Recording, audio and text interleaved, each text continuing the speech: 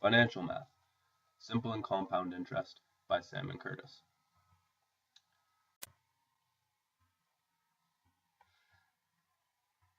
Here are some terms to define.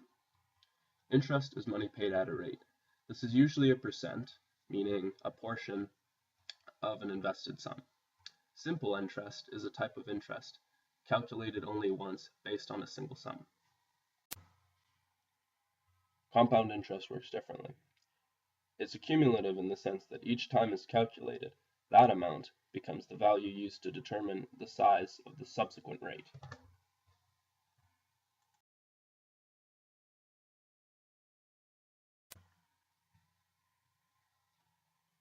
Here are the variables we're going to use throughout the video.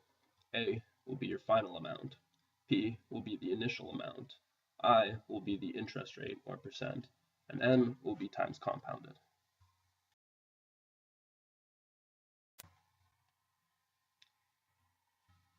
This is the equation for simple interest.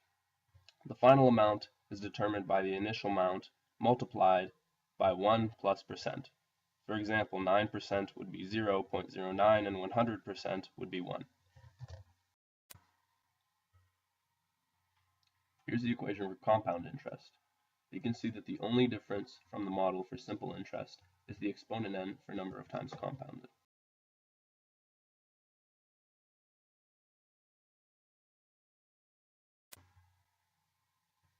I find the model for depreciation conceptually helpful in understanding why the 1 is necessary. If we had a depreciation of only 1%, this would simplify to p-value times 0.99 to the n. This helps us recall what happens when we multiply a whole number by a fraction. Let's try it. Harambe invests $8,715.40 into the Cincinnati Zoo Wildlife Protection Program with an annual return of 1.5%. If you'd like to answer these questions on your own, pause the video because I'm going to take them up. It's safe to say this is an example of compound interest, as annual return tends to mean compounded annually. Harambe's principal value is $8,000, the initial invested amount. His rate is 1.5% and is going up because he's gaining annually. Here's another example. Mr. Cameron lends his friend in Panama $6,000, who promises to pay back 500% of the original loan. Is the interest generated simple or compound, and what is the final yield on this investment?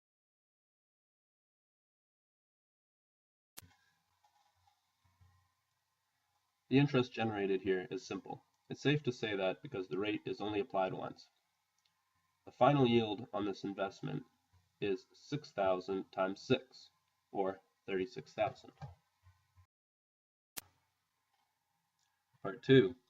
After a bovine-related incident, Mr. Cameron begins donating 5% per month to an alleged cameraman of his $1,000 he saved in case of such an event.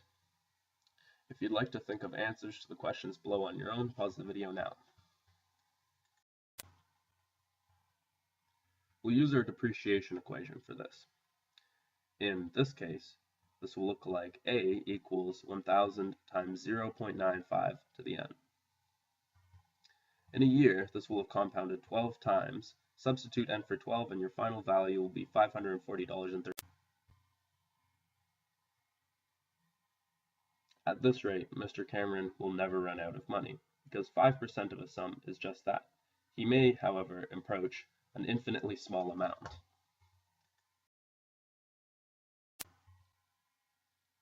Here's some contrast between simple and compound interest.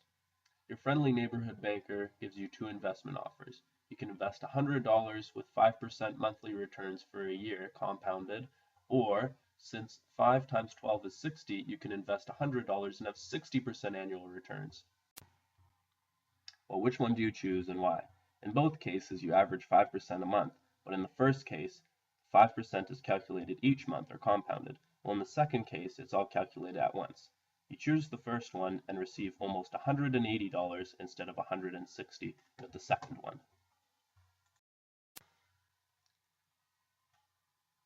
Finally, here is 8% of $100 delivered annually in both simple and compound interest. The only spots that the two values are equal are at 0 years with only the principal amount and 1 year.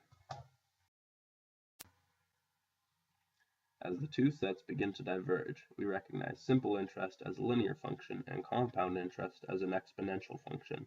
The relationships seen below as y equals x and y equals b to the x, respectively.